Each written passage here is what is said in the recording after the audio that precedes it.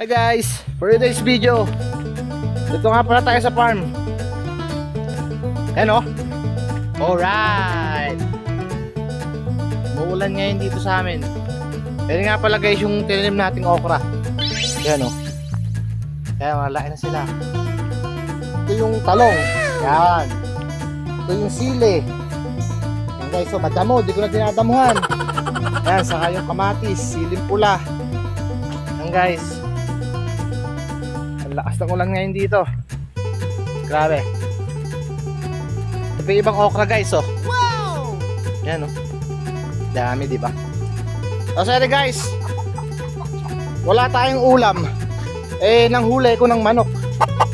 Para meron tayong pang ulam. So guys, may manok tayong pang ulam.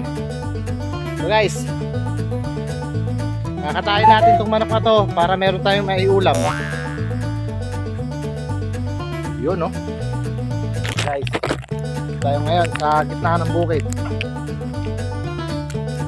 Pine-check natin yung palay kung okay pa.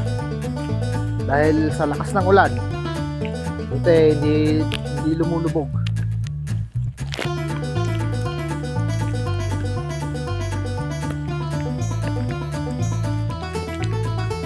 Yan guys,